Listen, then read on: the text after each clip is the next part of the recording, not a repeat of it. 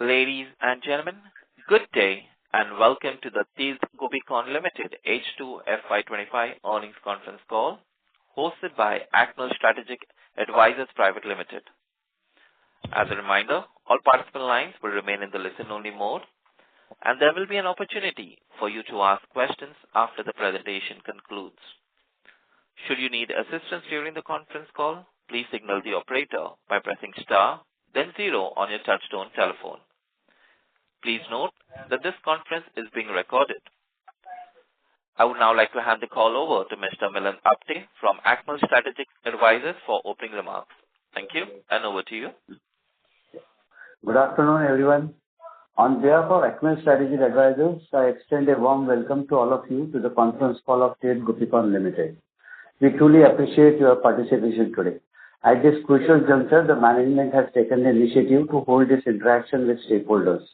We would like to highlight that many of your queries and concerns will be addressed during the opening remarks by the Managing Director.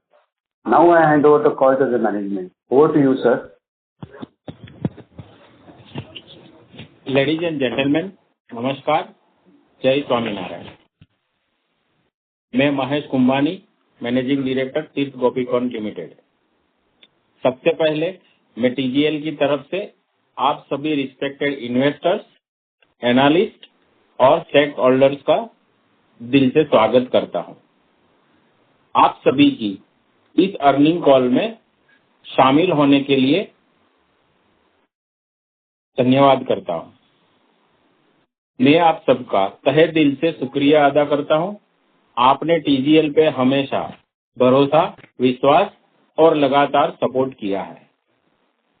Her business journey में highs और challenges दोनों होते हैं, और हमारे लिए सबसे बड़ी ताकत ये रही है कि जब भी किसी टफ फेज का सामना हुआ है, आप जैसे स्टेक होल्डर्स ने हमेशा हम पर विश्वास बनाए रखा। आपका ये फेथ और कमिटमेंट ही हमारे लिए मोटिवेशन है। हम हर चैलेंज का सामना करने और कंसिस्टेंटली वैल्यू क्रिएट करें। आप लोगों ने सिर्फ हमारे परफॉर्मेंस को नहीं, बल्कि हमारे वैल्यूज, विजन और इंटीग्रिटी को भी समझा है। तो आज के इस FY25 अर्निंग कॉल में मैं आप सभी का सिर्फ वेलकम ही नहीं, बल्कि आभार व्यक्त करता हूं for standing by us, not just in growth but also transition. सबसे पहले मैं कंपनी का एक ओवरव्यू देता हूं।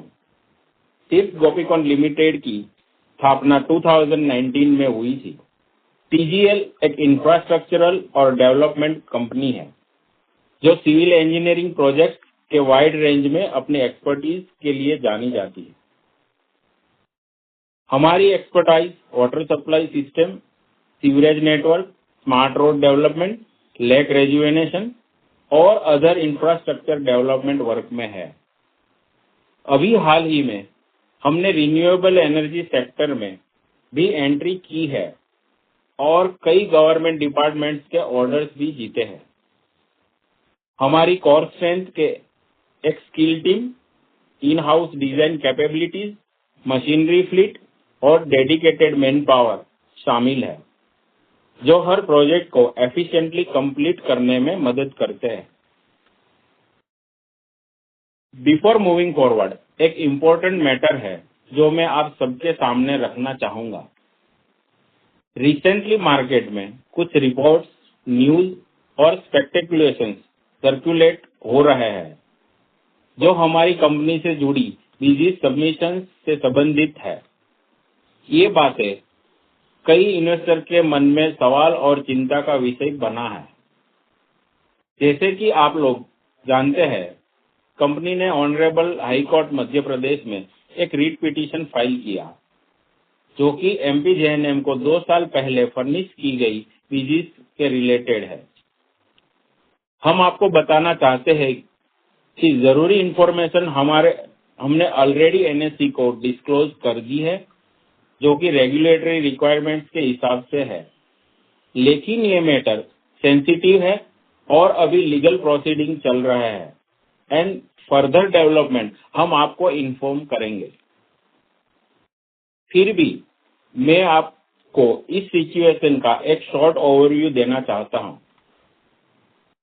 प्रोजेक्ट अवार्ड के समय हमने स्टैंडर्ड फाइनेंशियल प्रोसीड्यूर फॉलो किए थे और एक एक्सपीरियंस फाइनेंशियल कंसल्टेंट की मदद से डिफरेंट प्रोजेक्ट स्टेज के लिए बीजीज अरेंज करके सबमिट किया था। इनिशियली ये बीजीज डिपार्टमेंट ने वेरीफाई की और एक्सेप्ट किया। रिसेंटली डिपार्टमेंट ने बीजीज रीवेरिफिकेशन करी, तब उन्होंने कुछ कंसर्न रेज किए रिगार्डिंग ऑथेंटिसिटी ऑफ बीजीज। बोला गया कि बीजीज जेन्युइन नहीं है और आप इसे रिप्लेस करें। जैसे ही ये बात हमें पता चली, हमने तुरंत एक इंटरनल रिव्यू किया और अपने फाइंडिंग के बेसिस पर अनजेन्युइन डॉक्यूमेंट प्रोवाइडर के खिलाफ पुलिस कंप्लेंट फाइल किया। हमें लगा कि ये जरूरी है कि हम अपना केस एप्रोप्रिएट अथॉरिटीज के सामने प्रेजेंट करें। हम ऑनरेबल कोर्ट के आभारी हैं जिन्होंने हमें फ्रेश बीजीज इश्यू करने के लिए एडिशनल टाइम दिया।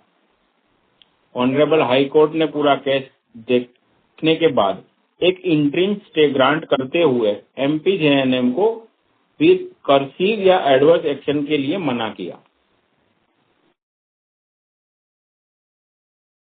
कोर्ट ने हमें यह भी डायरेक्ट किया कि हम इस समय अवधि में फ्रेश बीजीज सबमिट करें। साथ ही हमारी कंप्लेंट को सेंट्रल ब्यूरो ऑफ इन्वेस्टिगेशन को डिटेल इन्वेस्टिगेशन के लिए रिफर करने का बोला। इसके बाद हमने सेंट्रल ब्यूरो ऑफ इन्वेस्टिगेशन को अपनी तरफ से कंप्लेंट दी। क्योंकि ये मैटर अब जुडिशियल कंसिडरेशन में होने के कारण हम इस स्टेज पर इसके बारे में और कमेंट्स देना पॉसिबल नहीं है। हम पूरी सिचुएशन को क्लोजली मॉनिटर कर रहे हैं और जैसे ही कोई सिग्निफिकेंट अपडेट या कोर्ट डायरेक्शन आता है, हम आप सभी शेयर होल्डर्स और स्टेक होल्डर को ट्रांसपेरेंट तरीके से टाइमली इन्फॉर्म करेंगे। हमने हमेशा स्टेक होल्डर्स के इंटरेस्ट को प्रायोरिटी दी है और आगे भी हमारा कमिटमेंट वही रहेगा। हम ट्रांसपेरेंसी, कंप्लायंस और गवर्नेंस के स्टैंडर्ड को फॉलो करते हैं और इस सिचुएशन में भी हमने प्रोएक्टिव एक्शन लिए हैं। रेगुलेटरी और इन्वेस्टिगेशन एजेंसी के साथ हम फुल कोऑपरेशन में हैं। कोर्ट का ऑर्डर जैसे ही ऑफिशियली अपलोड हुआ, हमने स्टैट्यूटरी डिस्क्लोजर फाइल कर दिए। दोस्तों, अब मैं आपको FY25 की फाइनेंशियल हाइलाइट्स और इंडस्ट्री के ग्रोथ के ड्राइवर्स के बारे में ब्रीफ करता हूं। इंडिया के इंफ्रास्ट्रक्चर सेक्टर में स्ट्रॉन्ग मोमेंटम बना हुआ है। इंटरिम बजट 2024-25 में कैपिटल इन्वेस्टमेंट में रोड, वाटर और अर्बन डेवलपमेंट सेक्टर पे फोकस किया गया है। और अगर हम बॉर्डर इंडस्ट्री ट्रेंड की बात करें तो आज के टाइम में गवर्नमेंट का रिन्यूएबल एनर्जी सेक्टर पर बहुत ही स्ट्रांग फोकस है। रिन्यूएबल सेक्टर में पॉलिसी सपोर्ट, इंसेंटिव और पब्लिक प्राइवेट पार्टनरशिप को एग्रेसिवली पुश किया जा रहा है। बजट और पॉलिसी अनाउंसमेंट क्लियरली दिखाते हैं कि रिन्यूएबल भारत की इंफ्रास्ट्रक्चर ग्रोथ का एक मेजर पिलर बन चुका है। ये ट्रेंड हमारे लिए भी एक बड़ी अपॉर्चुनिटी क्रिएट करता है, जहां हम अपनी टेक्निकल कैपेबिलिटीज और एग्जीक्यूशन स्ट्रेंथ का यूज करके clean energy link infra project में अपनी प्रेजेंस और एक्सपांड कर सकते हैं।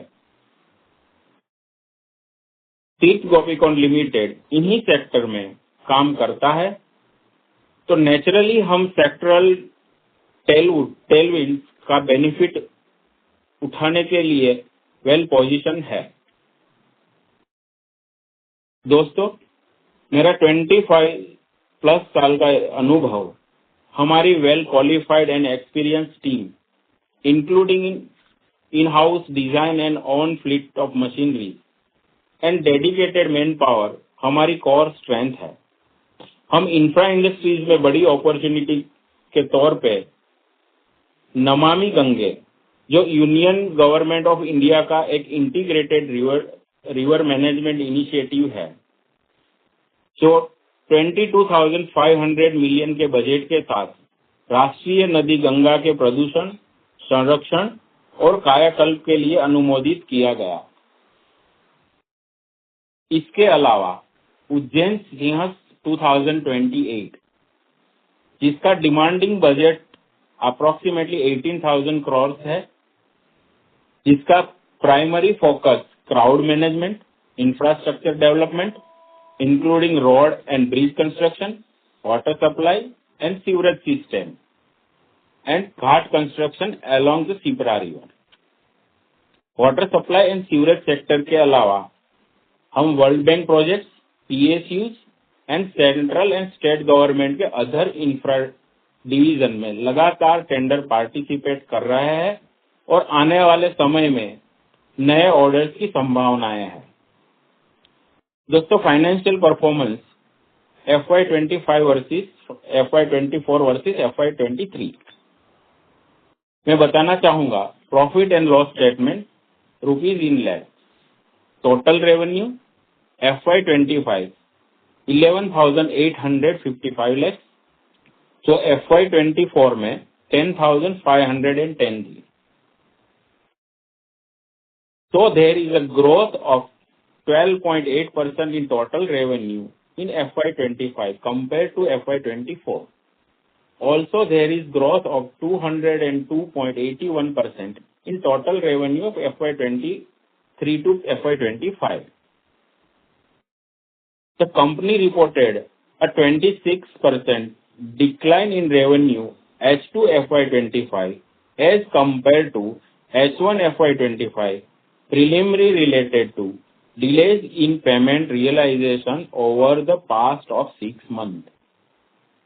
Profitability in H2 FY25 was also impacted, with PAT margin contracting to 6.61% during H2 FY25, mainly due to higher finance cost, fixed overheads, and increased provisioning. The primary cause of decline in revenue during H2 FY25 is delays in payment disbursement by MPJNM. The decline in revenue can also be witnessed by result of H2 FY25 relating to other infra companies which have been executing project of MP Jal Nigam. दोस्तों, EBITDA FY25 2,490 lakh, FY24 is 1,829 lakh. Therefore, margin has improved significantly to 21% in FY25, whereas it was 17% in FY25, reflecting operational efficiency. PAT is FY25 1,284 lakhs, FY24 1,156 lakhs. So there is growth of 11.07% in FY25 compared with FY24. Net worth is FY25 75.97 crores, FY24 is 19.28 crores. There has been significant increase in net worth due to equity infusion and reserve growth. Our robust order book is 930 crores and 220 megawatt project in renewable sector. Renewable energy focus, strategic expansion into solar, wind and hybrid energy aligned with India's renewable energy growth, CAGR 15.4% from FY23, 125.15 gigawatt capacity in FY23. Diversified portfolio is spans water distribution, sewerage, roads, and renewable energy, reducing sector-specific risk. Strong financials, significant revenue, and PAT growth with improving margin. दोस्तों, TGL growth के लिए अच्छी position में है. अपने strong order book, government partnership और renewable energy पर focus हमें बेनिफिट करेगा. हालांकि ड्यूरिंग FY25 में गवर्नमेंट डिपार्टमेंट से फंड डिसबर्समेंट में डिले हुआ, फिर भी तीर्थ गोपीकॉन लिमिटेड ने एक स्ट्रॉन्ग फाइनेंशियल परफॉर्मेंस दिखाया. कंपनी का strong financial performance, diversified portfolio और भारत के इंफ्रास्ट्रक्चर और क्लीन एनर्जी गोल्स के साथ अलाइनमेंट एट एट्रैक्टिव इन्वेस्टमेंट बनाता है. मैनेजमेंट इनोवेशन, सस्टेनेबिलिटी और स्टेक होल्डर्स को लॉन्ग टर्म वैल्यू देने के लिए कमिटेड है. आखिर में मैं आपसे ये कहना चाहूंगा कि विश्वास हमारे लिए बहुत ही महत्वपूर्ण है. TGL ने हमेशा अपने काम में एथिक्स, इंटीग्रिटी और ट्रांसपेरेंसी को पहले स्थान दिया है. हर फैसला, हर कदम, चाहे वो इंटरनल हो या एक्सटर्नल, प्रोफेशनलिज्म और कंप्लायंस के स्टैंडर्ड के हिसाब से लिया गया है. हम जानते हैं कि आज के एनवायरनमेंट डायनेमिक है और कभी-कभी चैलेंजेस भी होते हैं, पर ये हमारा कमिटमेंट है कि हर सिचुएशन का सामना हम पूरी ईमानदारी और ट्रांसपेरेंसी के साथ करेंगे. आपका विश्वास हमारे लिए सिर्फ एक इन्वेस्टमेंट नहीं, एक जिम्मेदारी है. जैसे हम हर रोज अपने काम के जरिए निभा रहे हैं, आगे भी हम हर एक्शन में आपके ट्रस्ट को जस्टिफाई करने की पूरी कोशिश करते रहेंगे. हम वादा करते हैं कि तीर्थ गोपीकॉन लिमिटेड हमेशा एक रिस्पॉन्सिबल, एथिकल और स्टेक होल्डर फोकस्ड कंपनी के रूप में काम करता रहेगा. एक बार फिर से आप सभी का धन्यवाद आपके विश्वास और साहस के लिए. आप लोगों को कोई क्वेश्चन है तो बात कर सकते हैं. Thank you. Ladies and gentlemen, we will now begin the question and answer session. Anyone who wishes to ask a question may press star and 1 on their touchtone telephone. If you wish to remove yourself from the question queue, you may press star and 2. Participants are requested to use their handsets while asking a question. Ladies and gentlemen, we will wait for a moment while the question queue assembles. The first question comes from the line of Sandeep Lamba, an investor. Please go ahead. Sir good afternoon. मेरे 3 सवाल थे. पहला सवाल था, ये जो bank guarantee का था, वो कोर्ट ने कहा था कि 30 डेज में जमा करना है. तो 30 डेज तो 6 मई के बाद होने वाले हैं, तो उसका कोई इश्यू तो नहीं होगा, क्योंकि अभी तक तो बैंक गारंटी जमा नहीं हुई. तो ये पहला सवाल था सर. बहुत ही महत्वपूर्ण आपका सवाल है और ये सवाल हर एक स्टेक होल्डर, हर एक पर्सन के जहन में है. इस सवाल के बारे में मैं इतना अभी कहना चाहूंगा कि हमने कोर्ट में और एक एप्लीकेशन फाइल करी है कि जब तक CBI का फाइंडिंग आता है तब तक के लिए बीजी सबमिशन को एक्सटेंड करें. शायद इन शॉर्ट टाइम में इसका भी रिजल्ट आएगा. जैसे ही आएगा हम आपको डिस्क्लोज करेंगे. वेरी गुड सर, ये तो अच्छा हो गया. और बीजी तैयार है वैसे आपके पास सर, अगर जब करना पड़े? सॉरी सर, बीजी तैयार है आपके पास अगर जब भी करना पड़े? yes. तो बीजी अरेंजमेंट हमारी तरफ, यस, बीजी अरेंजमेंट हमारी तरफ से पूरा हो चुका है. जैसे ही कोर्ट का CBI का फाइंडिंग आएगा, आगे की प्रोसीजर हम करेंगे. वेरी गुड सर, ये तो बहुत अच्छी बात है सर, अगर बीजी तैयार हैं. दूसरा ये पूछना था सर, आपका ऑर्डर बुक तो बहुत अच्छा है, लेकिन ये एग्जीक्यूशन सिर्फ आइडिया लेना था कि जैसे अभी H1 है सितंबर तक, क्योंकि थोड़ा प्रॉब्लम तो आई थी, तो फिर भी आपका प्लान क्या है रेवेन्यू का? मतलब सितंबर तक 150-200 करोड़ कितना तक हो पाएगा? मतलब जो थोड़ा बैकलॉग भी है आपका, जो पेमेंट नहीं हुई थी, और प्लस तो थोड़ा बहुत कर पाओगे, कारण थोड़ा स्लो हुआ है, पर फिर भी कितना रेवेन्यू आपका मतलब प्लानिंग चल रहा है सितंबर तक के लिए? फ्यूचर के बारे में बताना हमारे लिए मुश्किल है, बट मैं आपको आश्वासन देता हूँ कि टीजीएल अपनी टीम और अपने एक्सपर्टाइज के भरोसे पे आपके जो भी एक्सपेक्ट है उस पर खरी उतरेगी, और हम कमिट करते हैं कि हमारा जो भी बैकलॉग है और फ्यूचर प्लानिंग है उस पर हम 100% काम करेंगे। और सर ये राजस्थान रिन्यूएबल एनर्जी के और एक जयपुर विद्युत के काफी सारे बड़े ऑर्डर्स हैं सोलर के, इनका काम अभी शुरू हो गया? या राजस्थान रिन्यूएबल एनर्जी और JVNL का काम अभी शुरू हो गया या अभी होना है सर? अभी इसमें बड़े ऑर्डर्स थे आपके लिए?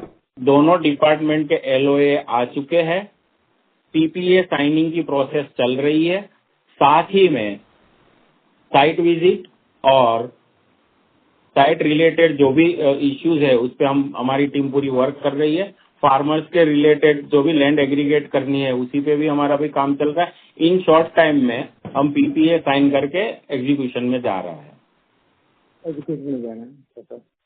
ओके सर, और ये आखिरी क्वेश्चन सर ये पूछना था, पूरे साल का कुछ हल्का सा गाइडेंस मिल सकता है सर? हल्का सा, जैसे सब लोग देते हैं, अगर आपका बेसिकली स्टार्टिंग में काम स्लो हुआ है पिछले 3-4 महीने में, लेकिन जो आपका जो पिक्चर दिखाई दे रही है आपको, अगर जैसे आपको कोर्ट से सब ठीक ठाक हो जाता है जून तक ना, और ऑल ओके मिल जाता है और सब होता है, सिविल इंक्वायरी भी आपके फेवर में आ जाती है, तो उसके प्लान के हिसाब से कुछ आपका हल्का सा प्लान गाइडेंस कुछ हल्का सा रफ मिल सकता है सर पूरे साल का FY26 का? इसके बारे में मैं सिर्फ अभी इतना बता सकता हूँ कि हमारा जो भी बैकलॉग है और हमारा जो भी प्रोजेक्शन प्लानिंग था उसको हम और हमारी एक्सपर्ट टीम के हिसाब से हम अचीव कर लेंगे। अच्छा, जो पिछले साल का जो आपने प्रोजेक्शन किया था उसके आसपास 50-60% कर लोगे जो पिछले साल? बिल्कुल हम आएंगे, और ये हमारा भरोसा है। इस लास्ट फाइनेंशियल ईयर में मैंने देखा है काफी company related to water segment, manufacture related to water segment के टर्नओवर में भारी गिरावट आई है। इन सब के सामने इन सब चुनौतियों, क्योंकि पेमेंट का इश्यू रहा है डिपार्टमेंट में पैन इंडिया जल जीवन मिशन को लेके, इनके बावजूद भी TGL ने अपने परफॉर्मेंस में ग्रोथ किया है। ये कहीं न कहीं आप स्टेक होल्डर और हमारी एक्सपर्ट टीम का ही परिश्रम है, जिसकी वजह से हम ये कर पाए हैं, और फ्यूचर के लिए भी हम इसमें जुड़े हुए हैं। अच्छा सर, और एक और सर, ये जैसे जब पेमेंट डिपार्टमेंट नहीं देता, अगर काम हो जाता है ग्राउंड में तो वो पेड रिसीवेबल में दिखा सकते हैं उसको, लेकिन रेवेन्यू में तो हम दिखा सकते हैं ना? अगर जैसे काम अगर एग्जीक्यूट हो गया और डिपार्टमेंट ने अगर कंप्लीशन दे देता है आपको, तो आप पेमेंट तो बाद में भी आपकी आप पेड रिसीवेबल में दिखा सकते हैं, लेकिन रेवेन्यू में आ जाता है। उनका सर देखिए, इसमें ऐसा है कि जो रेवेन्यू रिकॉग्नाइजेशन का कंसेप्ट है उसको हमको कंटिन्यूसली फॉलो करना पड़ेगा। रेवेन्यू रिकॉग्नाइजेशन का कंसेप्ट ये होता है कि जब डिपार्टमेंट पे आउट देता है, मतलब फंड रिलीज करता है, उस बेस पे हम रेवेन्यू रिकॉग्नाइज करते हैं। वो पॉलिसी पहले से हम फॉलो करता है जब से कंपनी इनकॉर्पोरेट हुई है 2019 से, और उसको हमको कंटिन्यू फॉलो करना पड़ेगा। तो अगर पेमेंट बाकी है तो उसको हम रेवेन्यू में रिकॉग्नाइज नहीं कर पाएंगे और रिसीवेबल्स में उसको खड़ा नहीं रख सकेंगे। तो मतलब आप ट्रेड रिसीवेबल रखते नहीं हो? मतलब अगर पेमेंट होगा तभी रिकॉग्नाइज करेंगे आप? मतलब ट्रेड रिसीवेबल मतलब एकदम जीरो रखते हैं आप, बेसिकली ये पूछना था। जी जी जी, अगर हमने वर्क 100% किया है लेकिन फिर भी जब तक डिपार्टमेंट फंड रिलीज नहीं करता तब तक हम उसको रिसीवेबल में खड़ा नहीं रख सकते। अच्छा, ठीक है जी, ओके जी, थैंक यू जी। Thank you. Thank you. The next question comes from the line of Deepak Podar from Sapphire Capital. Please go ahead. Yeah, I'm audible, sir. Yes Yeah. Thank you very much, sir, for this opportunity. Sir, आप अभी अपना order book कितना होगा? Order book 930, approximately 930 CR। 930 crore का order book, उसमें कितना execute कर रहे हैं इस साल FY26 पे? इसमें मैं इतना कमिटेड आपको नहीं बताऊंगा। हाँ, जो हमने प्रोजेक्टेड प्लानिंग की थी लास्ट ईयर उसके हिसाब से हम बिल्कुल अचीव करेंगे। ओके, नहीं तो लास्ट ईयर की प्लानिंग तो अपनी काफी आई मीन ईपीसी पे भी टारगेटिंग उसमें काफी एक्सटर्नल इश्यूज, यस काफी उसमें एक्सटर्नल इश्यूज आए हैं, इसीलिए हमारे लिए अभी प्रोजेक्टेड प्लानिंग को डिस्क्लोज करना पॉसिबल नहीं हो पा रहा। ओके, बट जो आपने लास्ट बोला था कि अराउंड 600 करोड़ का ईपीसी और 200 करोड़ का रिन्यूएबल्स पे, तो कुछ 700-800 करोड़ का टारगेट हम लोग ने तब दिया था FY26 के लिए, राइट? तो मतलब बिल्कुल हम और हमारी टीम बिल्कुल हम और हमारी टीम उस टारगेट को अचीव करने के लिए लगे हुए हैं, बट कुछ सम एक्सटर्नल इश्यूज कभी कभार आ जाते हैं तो उसकी वजह से कहीं न कहीं कुछ इश्यूज रहते हैं। हाँ, हम अपने कमिटमेंट पे कमिटेड है कि हमने जब भी टारगेट लिया है उस पे हम खरे उतरेंगे। ओके ओके, और ये इश्यू कब तक, आई मीन आपने कब एक्सपेक्ट कर रहे हैं इसका कुछ रेजोल्यूशन? ये सीबीआई का आउटकम कब तक एक्सपेक्ट कर रहे हैं? सीबीआई को कोर्ट का जो डायरेक्शन है 30 जून, मेरे हिसाब से बिफोर 30 जून ये प्रॉब्लम सॉल्व हो जाएगी। ओके, बट इसमें एक्चुअली में there was a problem in BG, I mean BG was actually, I mean it was a false BG which was being given, I mean इसमें क्या किस एंड से problem हो रहा था? अभी इसके बारे में मैं ज्यादा नहीं बता सकता। हाँ, सीबीआई में हम गए हैं और स्ट्रांगली हम वहाँ फोकस कर रहे हैं, और तब तक उसका फाइंडिंग आता है तब तक के लिए मुझे कुछ कहना पॉसिबल नहीं है। आप वेट करिए, उसका भी हम आपको इंटीमेट करेंगे। ओके ओके, और ये रिसीवर्स का कॉन्सेप्ट मुझे अभी भी समझा नहीं, बिकॉज जनरली अगर वो काम हम लोग ने कंप्लीट कर दिया, इनवॉइस रेज कर दिया है, तो generally people show it in receivers, मतलब रेवेन्यू बुक कर लेते हैं and show it in receivers. हम शो इसीलिए नहीं करते हैं, इसका एक मेन रीजन ये भी है कि जीएसटी की लाइबिलिटी बन जाती है अननेसेसरी। जब तक डिपार्टमेंट पेमेंट करता है विद जीएसटी तभी हमारी लाइबिलिटी होती है। ओके ओके, तो अपने पास तो अभी 27 करोड़ की रिसीवेबल्स दिखा रही है, वो क्या है फिर? 27 करोड़ की रिसीवेबल्स अभी आउटस्टैंडिंग है एज ऑन FY25। हाँ, वो लास्ट में जो हमने वर्क एग्जीक्यूट किया था उसका है, जो उसका मतलब सेकंड पीरियड में डिसबर्समेंट हो गया होगा वो वाला है। ओके, डिसबर्समेंट हो गया, आई मीन ओके, तो मतलब ये जो 27 करोड़ का डिसबर्समेंट हो चुका है तो वो अपने रिसीवेबल्स में दिखाया है? नहीं, मतलब जो डिस्बर्समेंट ऑलमोस्ट हो जाता है, जो डिपार्टमेंट की तरफ से सिग्नल मिल जाता है हमको कि ठीक है इसमें अप्रूव करते हैं और डिस्बर्समेंट हो जाएगा, उसको हम रिसीव में बुक करते हैं और उसके शॉर्ट पीरियड में फिर डिपार्टमेंट रिलीज कर देती है। तो एज वी स्पीक, ये तो एज ऑन मार्च है, तो एज वी स्पीक वो पैसा आ गया है 27 करोड़ की बात जो कर रहे हैं हम लोग ये रिसीवेबल्स में? ये क्योंकि ये 27 करोड़ तो एज ऑन मार्च था, right? As on March 31। Today we are 2 months into. हाँ, लेकिन उसमें यह है कि बाद में ये कुछ इश्यूज आ गए, टेक्निकल इश्यूज आ गए, उस वजह से अभी जो जल निगम है उन्होंने इसको होल्ड कर रखा है। जो नॉर्मल प्रैक्टिस है उनकी कि वो अप्रूव करते हैं उसके बाद फंड रिलीज कर देते हैं, लेकिन इस बार ऐसा नहीं हुआ है due to some technical issues. तो उन्होंने अप्रूव किया है लेकिन अभी फंड रिलीज नहीं किया है। ओके ओके, और ये ऑर्डर बुक अपना ब्रेकअप क्या है इसमें? क्या 930 करोड़ जो ऑर्डर बुक बोल रहे हैं उसमें break, how what is the breakup? उसमें कितना जल्द? 930 करोड़ इज प्योरली इंफ्रा का ही है। ओके, और नहीं इंफ्रा में भी जल जीवन में कितना है? अप्रोक्सीमेटली 90%। अच्छा, जल जीवन मिशन इज अप्रोक्सीमेट। और रिन्यूएबल्स का भी कुछ है ऑर्डर अपने पास? 220 मेगावाट का ऑर्डर है। 220 मेगावाट कितना हो गया रुपीस करोड़ में? Sorry, in rupees crore how much is the order renewable में? ये order I mean PPA mode पे है। हाँ, नहीं तो मतलब मैं पूछ रहा था रुपीस करोड़, मतलब रुपीस करोड़ में कोई नंबर दे सकते हैं आप ये ऑर्डर का? अप्रोक्सीमेटली 800 करोड़ के आसपास। अच्छा, 800 करोड़। ओके, तो इसमें रिन्यूएबल्स का भी एग्जीक्यूशन टाइमलाइन क्या है? मतलब ये जो 800 करोड़ है उसका क्या एग्जीक्यूशन टाइमलाइन है? इसको कब तक एग्जीक्यूट करना होगा? 2 years। 2 years। Okay okay okay, और ये 930 करोड़ का कितना ईयर्स का एग्जीक्यूशन टाइमलाइन है? 1.5 year। 1.5 years।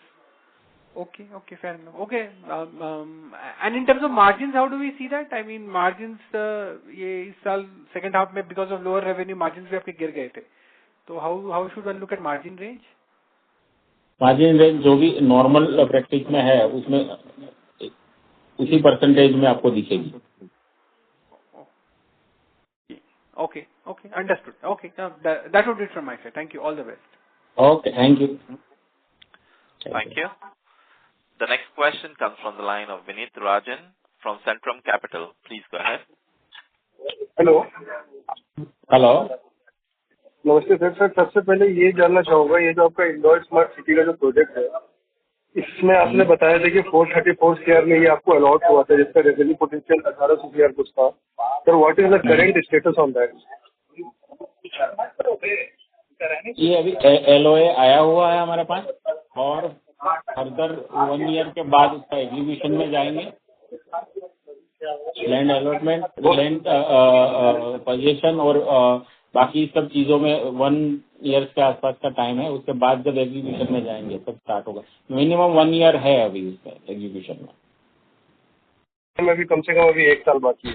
Sir the second question comes कि आपने क्रेडिट रेटिंग में पिछले साल अपना रेवेन्यू दिखाया था 2000 something CR order book, unexecuted order book, और ये आज आप बोल रहे हैं 930 CR. सर तो ये चेंज कैसे आ गया? सॉरी. आपके ऑडिट ये क्रेडिट रिपोर्ट में पिछले क्वार्टर में आपने डाला था कि आपका ऑर्डर बुक था 2000 समथिंग CR, जो अभी घट के आ गया 900 CR, जो भी आप कह रहे हैं 930 CR एंड रिन्यूएबल का होगा. तो अभी आपका करंट ऑर्डर बुक आज के डेट में कितना है सर? हाँ. हेलो. हाँ जी. Hello, am I audible? Approximately infra and renewable की ऑर्डर बुक वही तो है 2000 के आसपास ही. तो अभी आपका अनएग्जीक्यूटेड ऑर्डर बुक है 2000 समथिंग CR, ये आप बोल रहे हैं? यस. तो सर एक बात मुझे अब ये बताइए कि FY 2025 के एंड तक में सर इससे कितना रियलाइजेबल हम लोग देख रहे हैं कि रेवेन्यू में कितना टर्न आउट होगा? टर्नओवर के बारे में अभी कहना मुश्किल है. हाँ, जब भी हम H1 के क्लोज में आएंगे बिल्कुल तब बताएंगे, क्योंकि कुछ एक्सटर्नल इश्यूज रहते हैं कि हमारे लिए कहना मुश्किल हो जाता है. लास्ट ईयर में भी हमने देखे है कि हमारा प्रोजेक्टेड प्लानिंग कुछ और था और H2 में जो गवर्नमेंट डिपार्टमेंट की ओर से फंडिंग का इश्यू आया तो वो कमिटमेंट कहीं ना कहीं दिक्कत देता है. हाँ, हमारी बेस्ट एफर्ट्स है कि हम एज पर कमिटेड टारगेट और डिपार्टमेंट के जो भी टास्क है उसके हिसाब से हम काम करेंगे. सर ये जो आपका 180 CR का जो बीजी है सर, इस बीजी के लिए आपने मॉर्गेज किया हुआ है क्या कुछ, या फिर इससे मतलब कहीं और से मतलब ये चेक इशू हुआ था? उसके लिए जो भी अरेंजमेंट करनी थी वो बिल्कुल हमने करके रखी है. ये तो ये मतलब ये कंपनी का मॉर्गेज है या प्रमोटर का मॉर्गेज है, मैं ये जानना चाह रहा हूँ. उसके बारे में अभी बताना मेरे लिए मुश्किल है, बट बीजी के रिलेटेड जो भी प्रोसेस है वो पूरी हमने कर चुके हैं. और सर ये 180 CR की बीजी में आपका ऑर्डर बुक कितना है सर? ये इनिशियली 2 साल पहले दी हुई बीजीज है, उसमें से काफी सारे ऐसे हैं जो मोबिलाइजेशन और ये 80% के आसपास रिकवर हो चुके हैं. अगर आज की डेट में 180 के कंपेयर में देखें तो 110 CR के आसपास की बैलेंस बीजी रहती है. अच्छा, ठीक है. और सर एक और ये पूछना था कि अभी जो आप ये कह रहे हैं कि सर मतलब 1 साल के बाद ये इंदौर वाला जो प्रोजेक्ट स्टार्ट होगा, तो जैसे आप बता रहे हैं कि सर 68,000 कुछ स्क्वायर मीटर का लैंड है कंपनी को, मतलब जो आपको अलॉट हुआ है, तो सर अभी on an average circle rate वहाँ का क्या चल रहा है? Circle rate? हेलो. हाँ जी, अब क्या सर्कल रेट? हेलो.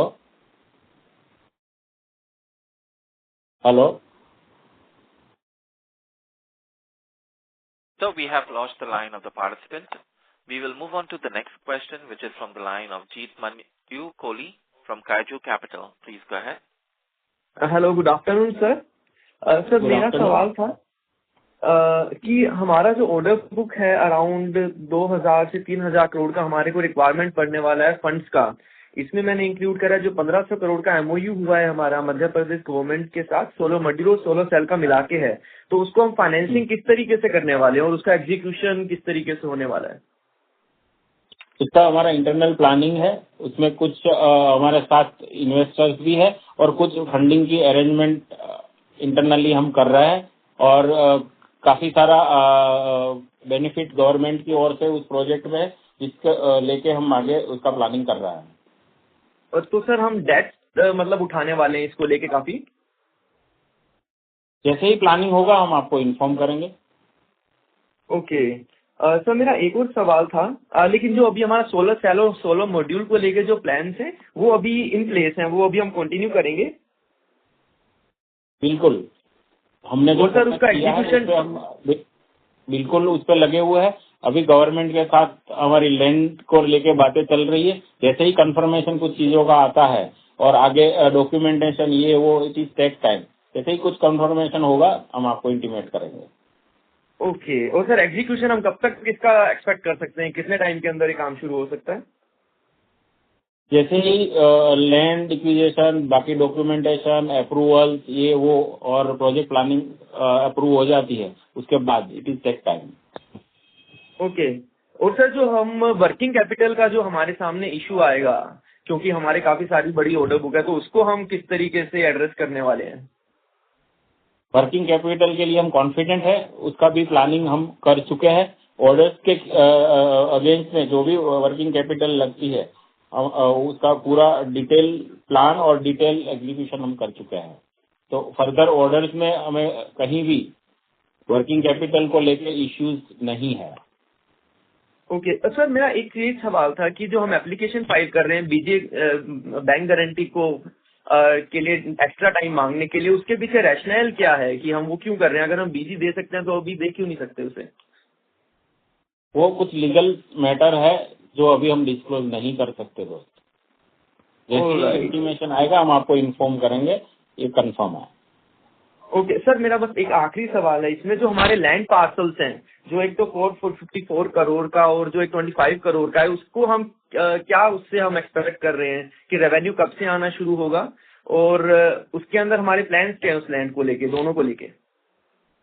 ये नेक्स्ट ईयर का प्लानिंग है। नेक्स्ट ईयर का प्लानिंग जैसे ही बनेगा वैसे ही हम बताते जाएंगे आपको। इस साल में इसमें रेवेन्यू आना मुश्किल है क्योंकि land acquisition and related document और लीगलिटी ये सब टेक टाइम प्रोसेस है। ओके ओके, ठीक है, thank you so much sir and all the best. Okay, thank you. Thank you. We take the next question from the line of Ankur Agarwal from Motorzack LLP. Please go ahead. Hi sir. Sir I wanted to ask कि जो हमारी 930 करोड़ की order book है जिसमें आप बोल रहे हो 90% हमारा जल जीवन मिशन से है, राइट? तो सर अगर मान लो बैंक गारंटी वाला जो भी सीबीआई का मैटर पेंडिंग है, सो उसका एग्जीक्यूशन उसी से लिंक्ड है ना? अगर मान लो वो फेवरेबल नहीं आता है आउटकम, तो फिर वो एग्जीक्यूशन किस तरह से इम्पैक्ट होगा वर्स्ट केस सिनेरियो? यस, आपका क्वेश्चन बहुत ही सही है और काफी लोग इस क्वेश्चन को देखते हैं डायरेक्टली और काफी लोगों के मन में चिंता भी है, बट मैं कॉन्फिडेंट के साथ कह रहा हूं कि ऐसा सच कुछ इश्यूज है नहीं। हाँ, एक है जब तक फाइंडिंग नहीं आती है तब तक मेरे लिए भी आगे आपको कंफर्म करना पॉसिबल नहीं है। हाँ सर, आई एग्री, बट बस इतना जानना था कि अभी फिर उस 930 करोड़ में से 90 करोड़ ही हुआ जो एग्जीक्यूटेबल है, क्योंकि बाकी 800 समथिंग करोड़ तो अपना उसके लिए बीजी के इशू के ऊपर डिपेंडेंट रहेगा। तो एक एडवर्स सिनेरियो में ना अगर फाइंडिंग सही नहीं आती है तो क्या इम्पैक्ट हम मान सकते हैं अपनी ऑर्डर बुक पे या फिर अपने एग्जीक्यूशन पे? एक थोड़ा हिंट आइडिया लगेगा तो।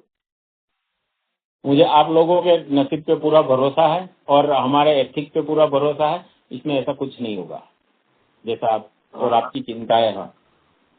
तो सर ठीक है, तो मेरा सर फिर क्वेश्चन ये आता है कि जो हमारा अभी रेवेन्यू आया है 50 करोड़ का, उसमें हमारे जो एम्प्लॉय एक्सपेंसेस है ना वो अप्रोक्सीमेटली 1 CR हैं, और जबकि पिछले H1 में, इस वाले H1 में हमारे जो एम्प्लॉय एक्सपेंसेस थे वो 3.5 करोड़ के लगभग थे।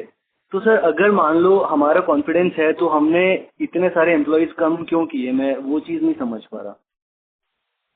नहीं, देखिए इसमें ऐसा है कि जो डिसबर्समेंट का इश्यू आया एमपी जल निगम के साइड से, तो आप भी समझते हो कि साइट के ऊपर वर्क स्लो हो गया था और फंड नहीं आने की वजह से हमको ऑपरेटिंग एक्सपेंस में काफी इश्यूज आए थे। तो फिर डेफिनेटली इतना एक्सपेंसिव तो इतने एम्प्लॉयज तो कम हो ही जाएंगे। अगर फुल फ्लेज में वर्क चलेगा तो फिर डेफिनेटली एम्प्लॉयज इससे डबल हो जाएंगे, शायद साइज भी हो सकते हैं, 3 गुना भी हो सकते हैं। अच्छा, और सर जैसे अपना जो रिन्यूएबल एनर्जी का जो भी काम है हमारे पास, अप्रोक्सीमेटली आपने बोला कि एज पर क्राइसिल रिपोर्ट 900 या 1000 करोड़ रुपए के ऑर्डर्स इन हैंड हैं, इफ आई एम राइट, है ना? तो उसमें हमने कोई एग्जीक्यूशन भी किया या फिर कोई रेवेन्यू हमने रिकॉर्ड किया इस H2 में? नहीं, H2 में इसकी रेवेन्यू नहीं है, अभी पीपीए साइनिंग स्टेज है। जैसे ही पीपीए साइनिंग होता है उसके बाद एग्जीक्यूशन स्टेज आएगा और रेवेन्यू इसके बाद ही जनरेट होगी। तो सर लगभग हम ना आने वाले मतलब 1-2 महीने में कितने करोड़ के ऑर्डर्स के पीपीए साइनिंग की तरफ देख रहे हैं कि हो जाएंगे सोलर में? मैक्सिमम ट्राई है कि मैक्सिमम जो ऑर्डर्स है उसके पीपीए पे फोकस है, और कुछ डेडलाइन गवर्नमेंट ने भी दी है और कुछ डेडलाइन पे हम भी वर्क कर रहे हैं। Some issues related to land, related to connectivity and others, वो रिजोल्व करते करते उसको हमारा प्लानिंग है कि एज पर डेडलाइन हम उसको एग्जीक्यूट करेंगे पीपीए को। तो सर मुझे ऐसा लगता, आपकी बातों से ऐसा लग रहा है कि H1 में शायद हम लोग कोई रेवेन्यू रियलाइज ना कर पाए सोलर का। क्या ये सही है मेरा सोचना? आपका सोचना सही भी है, गलत भी है। बेस्ट ट्राई है और बेस्ट फोकस है हमारा कि हम उसको रेवेन्यू रिकॉग्नाइज करें। अच्छा, ठीक है। और सर एक चीज, लास्ट चीज सर, जैसे जो हमारे पास रियल एस्टेट का प्रोजेक्ट है इंदौर म्युनिसिपल कॉर्पोरेशन से, तो हम सर उसको लैंड को एक्विजिशन कैसे करेंगे? हमारे पास उसके लिए फंड्स कहाँ से आएंगे? उसकी भी कुछ इंटरनल अरेंजमेंट की है, बट अभी उसमें बहुत समय है। 1 साल के बाद शायद उसके एग्जीक्यूशन में जाएंगे, तब तक के लिए अभी डिस्क्लोज करना पॉसिबल नहीं है। एक्चुअली सर एक चीज जो मैं समझने की कोशिश कर रहा हूँ एज एन इन्वेस्टर कि ना, जो हमारा H2 में रेवेन्यू रिकॉग्निशन हुआ 50 CR, तो basically what played a major hand? ये हमारा जो बीजी इशू आया है उसकी वजह से ये हुआ, या फिर जल जीवन मिशन से हमें पैसे नहीं आ रहे उसकी वजह से हुआ? लाइक किसका कितना इम्पैक्ट हम मान के चले इस पे? पैन इंडिया ए इशू रहा है जल जीवन मिशन को लेके। लास्ट बजट ईयर में गवर्नमेंट का फोकस शायद कुछ चेंज हुआ था, उसकी वजह से हर एक जगह, हर एक स्टेट में ये रेवेन्यू काफी कम हुई है, जिसका सीधा इम्पैक्ट आया है सभी पे। Understood sir. सर जैसे हम रियल एस्टेट में भी जा रहे हैं, मॉड्यूल मैन्युफैक्चरिंग भी करना चाह रहे हैं, जल जीवन मिशन भी और सोलर ईपीसी भी, आपको ऐसा नहीं लगता कि हमारे जो रिसोर्सेज और कंपनी साइज है, we are spreading ourselves too thin? मतलब बहुत सारी चीजें हम अपने ऊपर ले रहे हैं और श्योरिटी अभी ज्यादा है नहीं इन नियर फ्यूचर। ऐसा नहीं है। अगर हमने कोई प्रोजेक्ट प्लानिंग किया है तो बिल्कुल सीरियसली हमने उस पर वर्क करा है और उसका हमने इंटरनल प्लानिंग भी करा हुआ है। तो उसमें मुझे या तो हमें कोई ऐसी चिंता का विषय नहीं है जिससे आपकी चिंता हो। तो सर जो JJM है, जल जीवन मिशन है, तो गोइंग फॉरवर्ड ना आपको जैसे क्या इंडिकेशंस आ रहे हैं फ्रॉम गवर्नमेंट की, फ्रॉम द डिपार्टमेंट की भाई क्या कंडीशन अब गोइंग फॉरवर्ड होने वाली है, प्रोजेक्ट्स कैसे आने वाले हैं, पैसा कैसे आने वाला है सरकार से? सम काइंड ऑफ कलर अगर आप। लास्ट बजट में गवर्नमेंट का फोकस रहा है अच्छे से, उन्होंने मतलब बजट में इम्पैक्ट दिया है जल जीवन मिशन को, और हमें ये है कि जैसे ही बजट में उन्होंने इसका इम्पैक्ट लिया है उसके हिसाब से आगे का प्लानिंग हो पाएगा। ठीक है, thank you sir, thank you. Okay, thank you. Thank you. We take the next question from the line of Abhishek Chaudhary from Kiran Enterprises. Please go ahead. Hello. Hello. हाँ सर, आवाज आ रही है? Abhishek. Yes yes yes. हाँ sir, मैं बोल रहा हूँ सर, ये जो इंदौर प्रोजेक्ट है अपना 454 CR वाला, उसमें सर रेवेन्यू पोटेंशियल 1800 CR लिखा गया है। तो ये सर कैसे 1800 CR पोटेंशियल है इसमें? ये पूरा रियल एस्टेट प्रोजेक्ट के तौर पे देखोगे तो उसका रेवेन्यू उसके करीब ही आ रहा है। हाँ, आगे जैसे ही कुछ उसका प्रोजेक्ट प्लानिंग बनेगा हम आपको बिल्कुल डिस्क्लोज करेंगे। अच्छा सर, इसमें 454 CR में अपने को कैसे पे कैसे करना है? वो स्टेज वाइज है। तो फर्स्ट फेज सर अभी नियर फ्यूचर में करना है या अभी? नहीं, 3 to 4 ईयर्स का प्लानिंग है उसमें पूरा, और उसके हिसाब से ही उसका पेमेंट है और उसके हिसाब से उसकी रेवेन्यू जनरेट होगी। हाँ, 1 साल अभी ऐसा है कि जहाँ लैंड एक्विजिशन और बाकी लीगल प्रोसीडिंग में पूरा निकलेगा, उसके बाद चीजें आगे एग्जीक्यूट होगी। अच्छा सर, ये जो 1800 CR है ये 3 to 4 ईयर्स में आएगा? यस। ओके। और ये जो सर 184 CR वाला बीजी वाला जो इशू है सर, अगर ऑनरेबल कोर्ट हमें टाइम नहीं देती है या सबमिट करने बोलती है फ्रेश बीजी, तो वो हम लोग सबमिट कर पाएंगे? ये पूरी मैटर कोर्ट के पास अभी हमने कोर्ट के संज्ञान में रखी है, और जब तक फाइंडिंग आता है तब तक के लिए हमारी प्रेयर्स है, और जब तक कोर्ट का रिजल्ट आता है तब तक के लिए हमें कहना मुश्किल है, क्योंकि ऑनरेबल कोर्ट का जजमेंट ही हमारे लिए सर्वोपरि है। हाँ सर, मतलब जैसे 9 जून तक का टाइम दिया गया है, तो 4 दिन बचा हुआ है सर। अगर मतलब एक्सटेंड नहीं करती है कोर्ट, तो फिर हम लोग फिर सिचुएशन में क्या करेंगे? जैसे अभी हम लोग तो उनसे सीबीआई की जो चिंता है वो वाजिब है, और यही सभी की चिंता है, बट ये चिंता का कोई विषय नहीं है एज ऑन डेट। मतलब फ्रेश बीजी हम लोग जनरेट कर सकते हैं? यस यस यस, उसके लिए हमने पूरी प्रोसेस करके रखी हुई है। जैसे ही फाइंडिंग आएगा हम आगे की प्रोसेस करेंगे। Sir, number of employee, permanent employee अभी कितने हैं सर? नंबर ऑफ एम्प्लॉय जो भी लास्ट ईयर थे वो कंटिन्यू है, और उसी को ही नंबर्स पे आगे बढ़ेगा।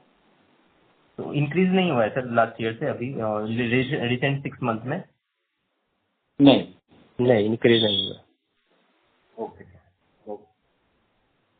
तो अभी सर ये 454 CR वाला जो प्रोजेक्ट है उसमें हम लोगों को अभी कुछ पे नहीं करना है ना? अभी फर्स्ट जो इंस्टॉलमेंट फेज वाइज होगा वो, तो अभी रिसेंट 1 ईयर में कुछ आगे का क्लियरेंस, जैसे ही गवर्नमेंट की ओर से आगे के क्लियरेंस होते जाएंगे उस स्टेज पे आगे का पेमेंट और उसके लिए उनकी तरफ से वो आएगा।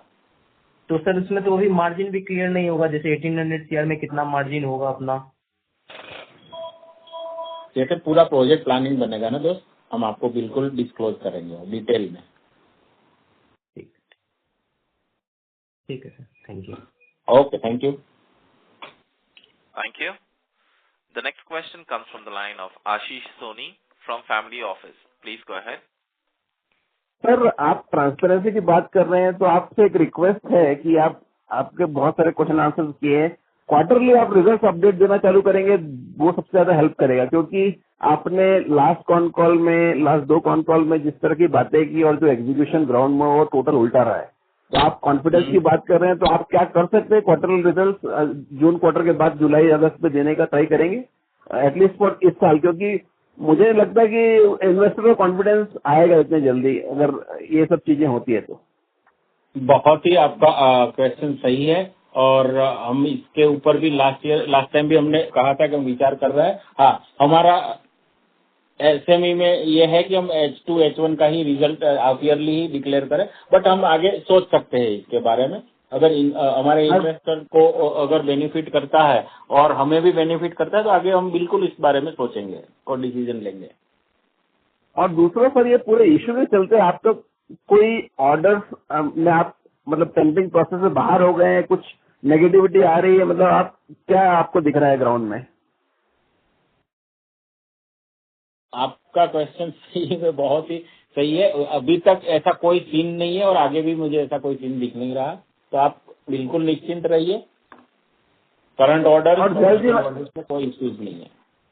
और अगर ये बैंक गारंटी इश्यू सॉल्व भी हो गया या अपन ने नई बैंक गारंटी सबमिट भी कर दी, आप बोल रहे हैं 800 करोड़ ऑर्डर हैं, एग्जीक्यूट करने के बाद पैसा मिलेगा, गारंटी क्या है गवर्नमेंट की तरफ से? बिकॉज आपने बोला कि उसी के चलते प्रॉब्लम आई है, गवर्नमेंट ने बजट भी किया है इस बार, हमने भी देखा है, बट क्या गारंटी गवर्नमेंट पैसा देगा उस प्रोजेक्ट के लिए?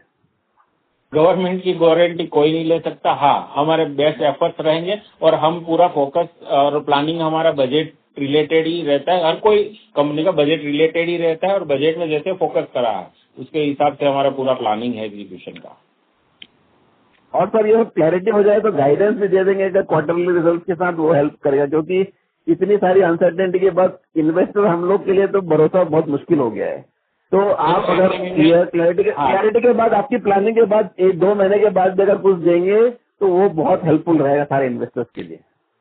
देखो, इन्वेस्टर की चिंता मेरी चिंता है, मेरे लिए मेरे इन्वेस्टर ही सब कुछ है और मैं उनके फेथ ही चाहता हूं। और आज इस क्रिटिकल कंडीशन में भी जो मेरे पे भरोसा या कंपनी पे भरोसा बनाए रखा है उस पर हम बिल्कुल खरे होते हैं। अगर उनके फेथ और फेवर के लिए मुझे कोई भी प्लानिंग करनी पड़ेगी तो हम आगे बिल्कुल इंटरनल सोच के वो प्लानिंग करेंगे, जिससे और बेहतर तरीके से ट्रांसपेरेंसी दिखेगी और हम पे भरोसा बना रहेगा। चलिए, धन्यवाद। थैंक यू दोस्त।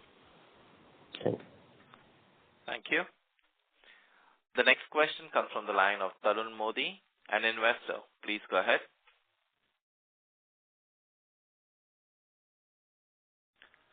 Tarun, if you can please unmute your line and ask your question.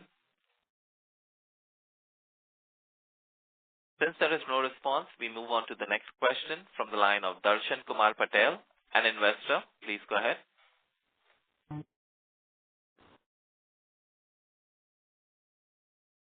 Am I audible? Yes, दर्शन। मेरी आवाज आ रही है? यस दर्शन, बताइए। अभी आवाज आ रही है? Yeah, can you hear me? अभी आवाज आ रही है? Yes. Yeah. हाँ, आ रही है। Okay. Thanks sir for the opportunity. Sir मेरे 2 ही सवाल है। फर्स्ट क्वेश्चन है, जो ये आप बोल रहे हो revenue decline because of delay in government order, तो नेक्स्ट क्वार्टर में व्हाट इज द क्वांटम, वो कितना रेवेन्यू है जो अनरियलाइज्ड है, अगर उसको एक नंबर दे सके। और सेकंड क्वेश्चन है कि because of this BG issue काफी कंफ्यूजन है, तो आपने एक डिस्क्लोजर दिया था रिगार्डिंग द इश्यू, बट अगर आप एक प्रेजेंटेशन वगैरह कुछ दे सकते हैं क्या, जिससे पता चले कि करंटली कंपनी का स्टैंड क्या है और कितना ऑर्डर बुक है और इम्पैक्ट वगैरह। Thank you. ठीक है, आपके दोनों क्वेश्चन सही है। हाँ, बजटरी प्लानिंग के हिसाब से हम कोई भी आगे भविष्यवाणी नहीं कर सकते हैं। हाँ, हमारा बेस्ट एफर्ट है कि हम H1 H2 के जो भी रिजल्ट और हमने टास्क बनाया है उस पर हम बिल्कुल वर्क करेंगे डेडिकेटली। और आपके बीजी रिलेटेड जो भी क्वेश्चन है उसमें अभी हमारे लिए कुछ बताना मुश्किल है और हम आपसे काफी बातें करना भी चाह रहे हैं, बट जब सब्जुडिशियल मैटर है तब तक हमारे लिए कुछ चीजें ऐसी है कि जो कहीं ना कहीं मैटर को इम्पेक्ट करेगी। तो हम भी बहुत ही मतलब भरोसे के साथ और ट्रांसपेरेंसी के साथ और एथिकली इन्वेस्टिगेशन एजेंसीज के साथ लगे हुए हैं और इनके बातों पे हम बिल्कुल काम कर रहे हैं। और अभी आज की डेट में हमें ये डिस्क्लोज करना मुश्किल है। जैसे ही कुछ भी अपडेट्स आते हैं हम आपको इंटीमेट करेंगे। और सर अगर हमें मैनेजमेंट से कांटेक्ट करना है तो what is the best means, क्योंकि मैंने ये इश्यू होने के बाद फोन नंबर्स लगाए थे, इन्वेस्टर रिलेशन पे ईमेल भी डाले थे, तो अभी कांटेक्ट करना पॉसिबल है? आप मेल पे बिल्कुल अपनी क्वेरीज जो भी है वो भेज सकते हैं, कुछ टाइम निकाल के हम उसको रिजोल्व करके आपको अपडेट करेंगे। Okay ji, okay sir, thank you. Okay, thank you Darshan. Thank you. Ladies and gentlemen, due to time constraint, we take that as the last question and conclude the question and answer session. I now hand the conference over to Mr. Milind Apte from Acmal Strategic Advisors for closing comments. Please go ahead. Thank you. Thank you everyone for joining the conference call of Keith Gopikon Limited. If you have any queries, please feel free to write to us at info@acmiladvisors.com. Once again, thank you all for joining the call. You can write to me at info@acmiladvisors.com. Thank you. Hello. Thank you. Hello. Yes, sir. Please go ahead. Yes. Before we conclude this call, मैं आप सभी को तहे दिल से thank you कहना चाहता हूं कि आपने अपने कीमती समय से वक्त निकालकर इस कॉल में हमें ज्वाइन किया। आपका सपोर्ट और ट्रस्ट हमारे लिए बहुत ही इम्पोर्टेंट है। यही हमें हर दिन बेहतर करने के लिए इंस्पायर करता है। हम खुश हैं कि आप सबने टाइम निकाला और हमारी बात ध्यान से सुनी। मुझे पूरा विश्वास है कि जो काम हम ऑलरेडी कर रहे हैं उसे हम और स्केल कर पाएंगे और इंडस्ट्री के टॉप परफॉर्मेंस के बीच में अपना प्लेस बना पाएंगे। दोस्तों, आगे भी हम इसी तरह मिलते रहेंगे, कनेक्ट करते रहेंगे। एक बार फिर से सभी का बहुत बहुत धन्यवाद। Thank you so much for your time. Take care and bye bye. Thank you. On behalf of Acme Strategic Advisors Private Limited, that concludes this conference. Thank you for joining us, and you may now disconnect your lines.